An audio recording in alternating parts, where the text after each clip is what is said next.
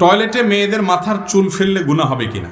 টয়লেটে মেয়েদের কেন, ছেলেরাও যদি নিজেদের চুল ফেলে, বিশেষ করে কমোডে, আপনার প্যানে, যেখানে ফেললে নাপাকের মধ্যে মানুষের চুল মিশবে, তো সেটা অনুচিত, অনুত্তম এবং ছোট গুনাহের কারণ আল্লাহ কোরআনে বলেছেন, ওয়ালাকাদ কাররামনা বানি আদম, আমি আদম সন্তানকে সম্মান দিয়েছি, মর্যাদা দিয়েছি। আদম সন্তানের শরীরের প্রত্যেকটি অঙ্গ আল্লাহর কাছে মর্যাদাপূর্ণ।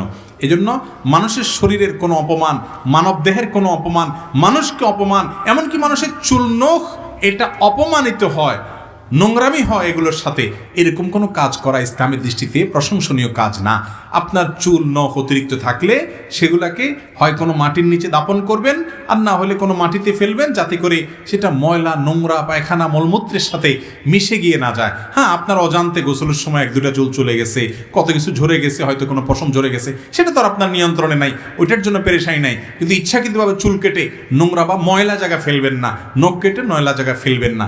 এটা আপনার শরীর যেটা আল্লাহ তাআলা দিয়েছেন, হোক সেটা আপনার অবাঞ্ছিত বা পড়ে যাওয়া, কিন্তু এটাকে অসম্মান হয়ে এমন কাজ করবেন না। যদি কেউ করে, এতে বড় বা কাবিরা কোনো গুনাহ হবে না, কিন্তু এটা অনুচিত এবং মাকরুহ। এরপরে প্রশ্ন হলো, মুর্দাকে কবরে কিভাবে রাখা সুন্নত? এক একজন এক এক কথা বলেন, গুরুত্বপূর্ণ একটা প্রশ্ন। মুর্দাকে কবরে কিভাবে রাখবেন? আল্লাহর সঙ্গে সাক্ষাতের, আখিরাতের যাত্রা একটা মানুষ দুনিয়া থেকে চলে যাবে, তাকে ওই রাখার সময়ও আমরা অনেকে সুন্নাহ পদ্ধতিতে রাখতে পারি না। দোয়া ঠিকই পড়ি, বিসমিল্লাহি আলা মিল্লাতি রাসূলিল্লাহ, বিসমিল্লাহি আলা সুন্নাতি রাসূলিল্লাহ, অর্থাৎ আল্লাহর নামে এবং রাসূলের সুন্নাত অনুযায়ী নিয়ম অনুযায়ী রাখলাম। আসলে নিয়ম হচ্ছে উল্টা। কয়েকটা পদ্ধতি আছে ভাই, 3টা পদ্ধতি আছে। এর ভিতরে একটা আছে একেবারে পরিষ্কার ভুল, 2টা আছে সঠিক।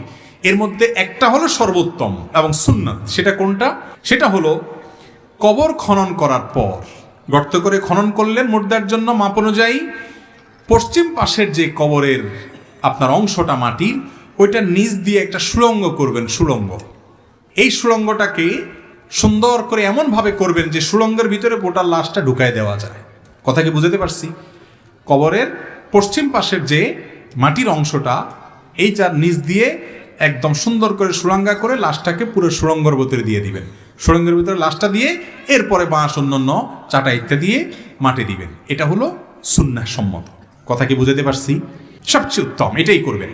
এটা যদি করা না যায়, বৃষ্টির কারণে মাটি ভেঙে পড়বে, সুড়ঙ্গ করা যাচ্ছে না, করলেই ভেঙে পড়ে, কোনোভাবে টিকে না, এরকম যদি হয়, তাহলে সেক্ষেত্রে কবরের মাঝখানে একটু গভীর করে আরেকটা গর্ত করবেন। সেই গর্তের ভিতরে লাশ রাখবেন। রাখার পর যাতে করে গর্তের ভিতরে পুরো লাশটা প্যাকের মতো হয়ে যায়, তার উপরে এবার বাঁশ দিয়ে, আপনার ছাউনি দিয়ে, তার উপরে চাটা দিয়ে আপনি দাফন করতে পারেন। এটাও করা যায়, কিন্তু ওইটা হলো উত্তম।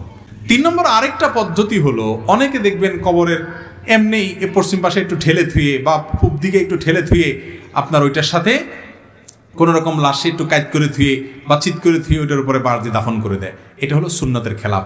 অনেক জায়গায় এরকম দায় সারা কবর দেয়। অতএব একটা মানুষকে কবর দিবেন, আল্লাহর সাথে সাক্ষাতের শেষ যাত্রা এসে চলে যাবে, ওই টাইমেও সুন্নাত অনুসরণ করবেন না, এটা ভুল কথা। খেয়াল করা উচিত এগুলো আমাদের। এরপরে প্রশ্ন হলো, বাবা মারা যাওয়ার পর বোনের হক বুঝিয়ে দেওয়া ইসলামের দিক থেকে কতটা জরুরি? ইসলামের দৃষ্টিকোণ থেকে বাবা মৃত্যুর পর বোনের হক বুঝাই দেওয়া আবশ্যক, অত্যন্ত অতীব জরুরি একটি বিষয়। এটা ফরজ। 5 ওয়াক্ত নামাজ পড়া যেরকম ফরজ, রোজা রাখা যেরকম ফরজ, হজ করা যেরকম ফরজ, জাকাত দেওয়া যেরকম ফরজ, বাবা মারা গেছেন, মা মারা গেছেন, বাবা বা মায়ের যে সম্পত্তি আছে, ভাই হিসেবে বোন যারা আছেন, কোরআন হাদিসের বর্ণনা অনুযায়ী তাদের যতটুকু হক আছে, জেনে জেনে তাদেরকে এটা বুঝাই দেওয়াটা ওই রকম।